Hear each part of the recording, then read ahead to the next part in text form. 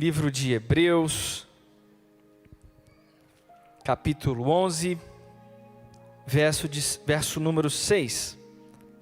Sem fé é impossível agradar a Deus, pois é necessário que quem se aproxima de Deus creia que Ele existe e recompensa os que o buscam. Pela fé, Noé, temente a Deus, construiu uma arca para a salvação da sua família, quando advertido sobre coisas que ainda não se viam. Por meio da fé, condenou o mundo e tornou-se herdeiro da justiça segundo a fé.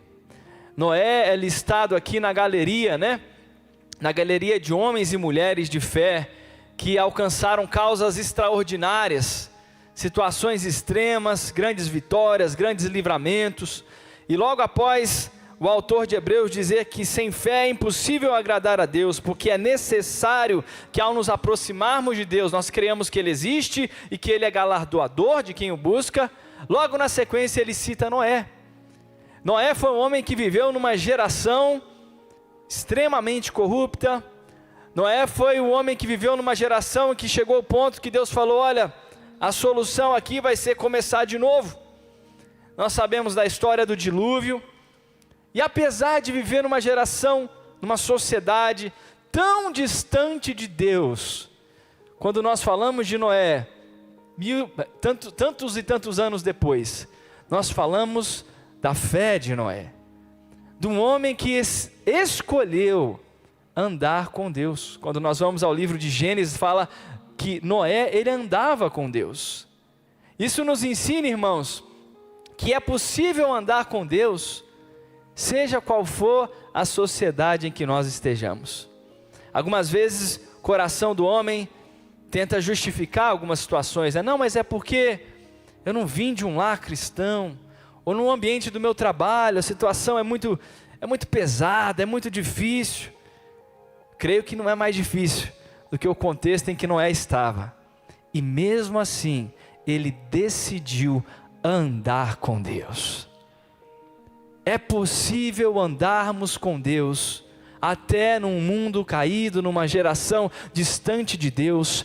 Pela fé, nós, como a palavra diz, nós podemos andar com Deus, e como lemos no verso anterior, e podemos agradar ao Senhor, nos aproximarmos do Senhor através da fé. E o verso 7 nos dá algumas direções do que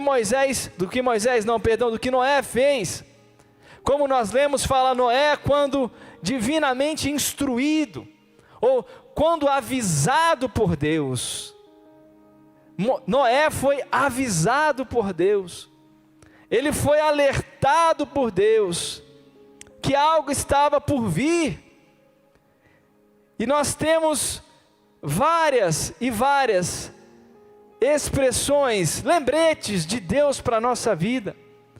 Só que o homem, ele tem a tendência de não se deixar ser aconselhado, de não deixar o aviso de Deus, o alerta de Deus guiar a sua vida.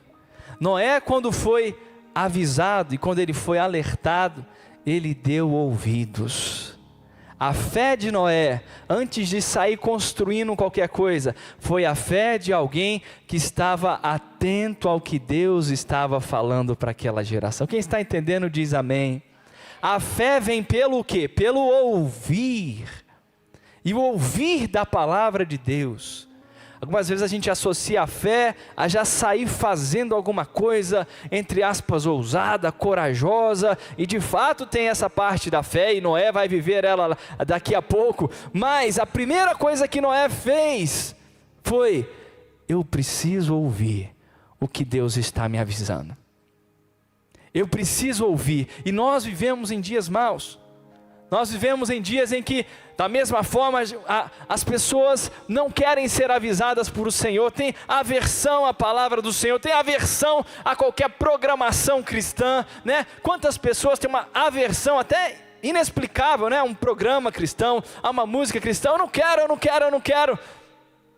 Mas Noé, ele voltou os seus ouvidos para o Senhor. Quem quer voltar os seus ouvidos para o Senhor, né? Diga aleluia. Ele foi avisado. Eu queria perguntar, qual é o aviso que Deus tem, talvez, dado a você, a sua família? Qual é o alerta que o Espírito Santo tem despertado no seu coração? Porque Ele fala conosco, irmãos. E ninguém é perfeito que não precise ser avisado de algo. Ninguém é perfeito que não precise ser alertado sobre algo. Às vezes o Espírito Santo está falando com alguém, olha, evita aquela roda. Evita aquela roda. É necessário para um convívio profissional, mas não é necessário além daquilo. Talvez o Espírito Santo está falando, olha, evita algum vocabulário. Ou talvez o Espírito Santo está falando, evita essa programação, evita essa literatura. Ah, mas não é pecado. Não é pecado. Mas eu estou sendo avisado, em amor, pelo Deus que fala com quem tem ouvidos para ouvir. Quem está entendendo, diga amém. Jesus falava, quem tem ouvidos para ouvir, ouça, ouça. O salmista diz, olha, se vocês ouvirem o meu espírito, não façam como os vossos pais, que endureceram o coração. Quando Deus fala conosco, irmãos, não tem muitas opções. Ou nós temos o temor e seguimos a direção de Deus, ou o nosso coração se endurece e rejeita a direção de Deus. Noé, ele voltou os seus ouvidos, quando ele foi instruído, quando ele foi, como nós lemos, divinamente instruído, ou quando ele foi avisado, sobre o quê? Sobre coisas, como está escrito, que não se viam, coisas que ainda não eram visíveis. Alguns estudiosos dizem que nunca havia chovido na face da terra na época de Noé, porque na época ainda era um orvalho, era um contexto totalmente diferente da terra do que é o contexto de hoje. Então a chuva, a simples chuva em si, já era algo impossível ou inconcebível para aquela época. Quanto mais um dilúvio, quanto mais vir uma chuva torrencial que destruiria toda a terra. Noé foi avisado sobre coisas que nenhum homem podia entender. Isso mostra o outro aspecto da fé. Não é uma fé só que ouve o Senhor, mas que crê no que não se pode ver. Uma fé que não está baseada só no entendimento humano, porque se a gente quiser entender tudo para depois praticar, nós não seremos praticantes da palavra. É ou não é verdade, irmãos? A fé de Noé era uma fé sobre coisas que Deus lhe avisou, que o entendimento natural do homem não poderia entender, mas ele teve fé para aí sim começar a construir pensando no que era invisível, naquilo que já tinha sido alertado. E a palavra diz que ele é movido por um santo temor e ele começa a construir uma arca para a sua família. Movido por um temor. O temor a Deus muitas vezes ele é associado com não fazer nada. Não, eu temo ao Senhor, eu tenho reverência ao Senhor, eu vou esperar o Senhor agir, eu vou esperar as coisas acontecerem. Mas a palavra, como nós acabamos de ler, a palavra nos diz que ele, movido por um temor, tem uma versão que diz assim, nós lemos temente a Deus, mas tem uma versão que movido por santo temor, ele então construiu uma arca para a salvação da sua família. Alguns estudiosos dizem que a arca levou entre 50 a 120 anos para ser construída. Quando a gente lê 5 versos lá do Gênesis, talvez a gente não para pensar isso, né? Deus fala com Noé, Noé ouve a Deus, ele constrói a arca e de repente a chuva vem. Só que para construir uma arca, né? Hoje com toda a tecnologia construtiva que nós temos, às vezes para construir um prédio mais baixo, né, leva-se 1, 2 anos. Noé não tinha essa tecnologia construtiva da época, Noé não era um arquiteto nem um engenheiro, creio eu, e talvez não tinha os melhores assessores, mas ele se dispôs a construir dentro da palavra de Deus. Quem está entendendo aí diz amém. Demorou entre 50 e 120 anos, E às vezes a gente constrói uma semana de obediência, de leitura, de busca de Deus, e a gente fica frustrado, porque nada aconteceu. Fala comigo, misericórdia. Pode falar para o seu irmão, construir leva tempo, meu irmão. Construir o que é bom leva tempo. Foram anos construindo sem ver o porquê do que estava sendo construído. Foram anos certamente de zombaria.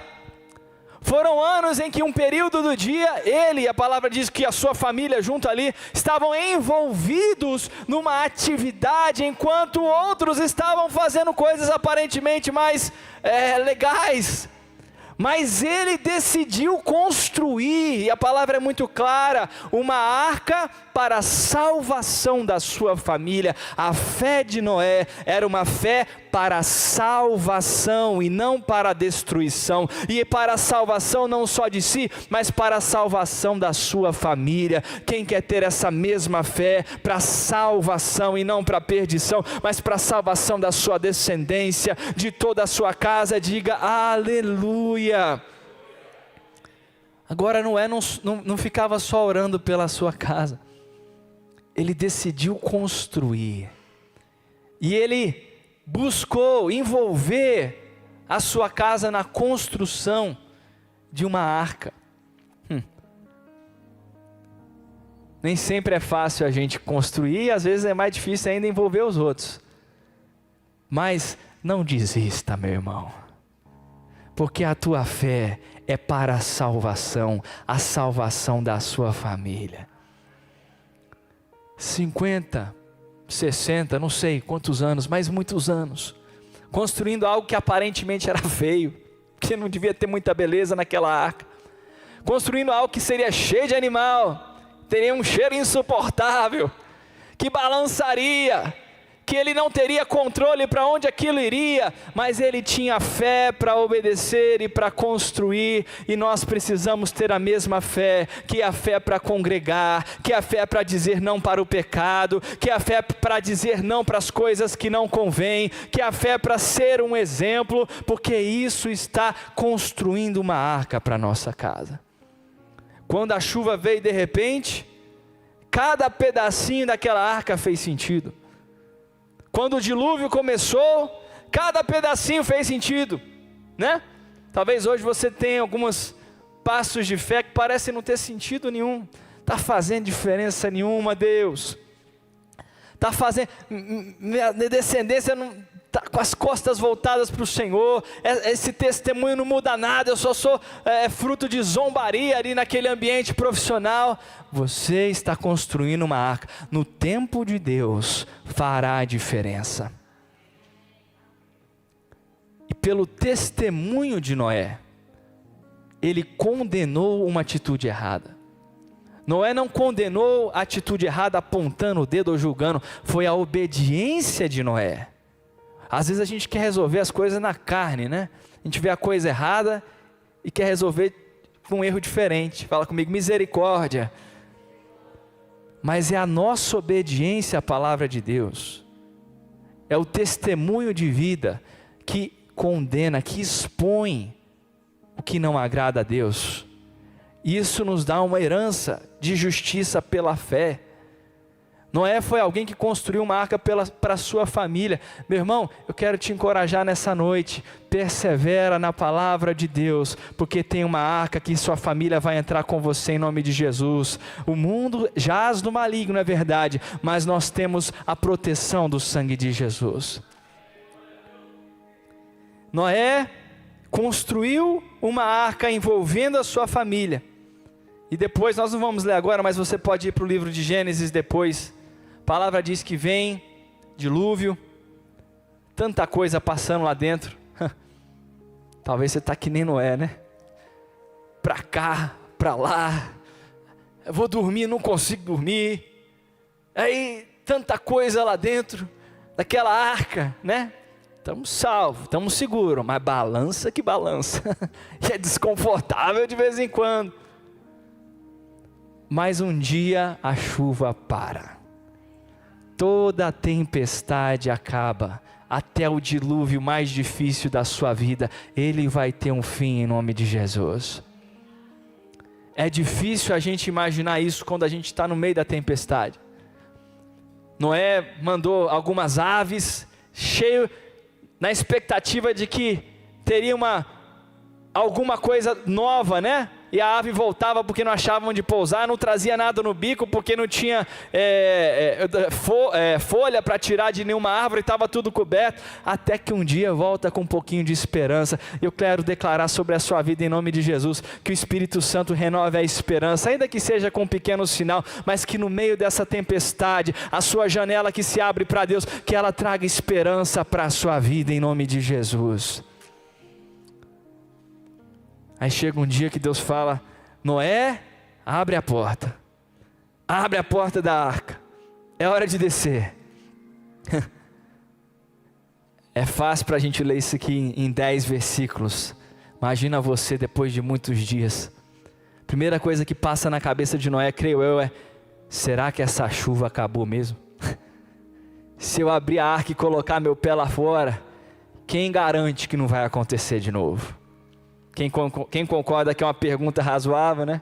Quem é um pouco desconfiado? De vez em quando assim, né? Não no sentido ruim, mas quem é um pouquinho desconfiado, né? É mais difícil convencer você do que os outros, de vez em quando, né? Quem é mais analítico, né? Não desconfiado, mas mais analítico. Quem é mais analítico, né? Não é que eu não confio em você, não é isso. Eu só quero entender os detalhes. Eu tenho a tendência de ser mais analítico também, né? E imagino que Noé tinha essa incerteza para sair da arca depois. Mas a mesma fé que levou ele a entrar numa arca, é a fé que ele precisava ter para recomeçar. Deus é um Deus que deu nova chance para a humanidade através da família de Noé. E talvez alguma área da sua vida você passou por um dilúvio que perdeu muita coisa. Está firme, está com vida, aleluia, mas teve perdas. E a realidade hoje é: passei por algumas perdas, e agora, Deus? Vou só esperar a tua vinda? Deus está falando com alguns nessa noite: não, meu filho, agora é hora de você abrir a porta dessa arca, entender que o Deus que te protege dentro é o Deus que vai te proteger nessa nova fase, e recomeçar com fé nesse Deus, porque Ele te abençoa para frutificar também. Deus falou para Noé: olha, agora é hora de você popular a terra de novo. E ele então, com fé, uma fé que começa no ouvir, uma fé que começa a construir, uma fé que não se limita ao que se vê, mas faz até no que não vê, é uma fé que tem então ousadia para começar a construir não só a arca, mas uma nova vida dentro da direção de Deus. E aí Deus então manda um arco-íris para Noé. O arco-íris é algo bíblico, e a expressão de algo muito sagrado, que é uma aliança que Deus tem com o homem. Deus sabia das incertezas de Noé. Deus sabia que Noé teria aquela pergunta: e quem disse que não vai acontecer de novo? Deus falou: toda vez que você vê esse sinal que eu estou colocando, toda vez que você olhar para esse sinal, essa é a resposta para a tua insegurança. Eu sou contigo, eu tenho uma aliança com você, e todas as vezes que vier uma incerteza no seu coração, que talvez você possa viver situações que já viveu antes, você vai olhar para a palavra. Nós podemos olhar para a palavra que representa a aliança de Deus conosco. Noé não tinha ali um texto sagrado, nós temos um texto sagrado. Nós podemos olhar para a palavra e saber que Deus continuará nos guardando, nos amando, provendo. Ele é Deus que nos ama. Aleluia. Eu tenho uma aliança. Deus tem uma aliança conosco. O arco-íris ali representou uma aliança de Deus com Noé e a sua família. Depois Jesus fala também que o seu sangue é uma representação da aliança. Ele é a nova aliança selada que tem conosco. O sangue de Jesus, ele nos garante. Qual que é a prova de que eu vou viver as promessas de Deus? Qual que é a garantia? É o sangue de Cristo Jesus que foi derramado por mim na cruz. A fé para construir. A fé que não se esconde somente, mas também que tem ousadia para tentar de novo. Não sei qual é a causa que você está pedindo a Deus. pode ser extraordinária, ou se é um livramento, ou se é um recomeço. Mas eu sei que pela fé, você pode viver isso de uma forma sobrenatural, meu irmão, em nome de Jesus. Eu quero convidar você a ficar de pé nesse momento.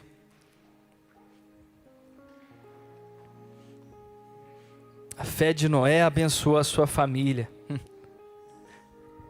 Cada vez que nós nos reunimos como igreja aqui nesse lugar, você está colocando mais algum material especial na arca da sua família.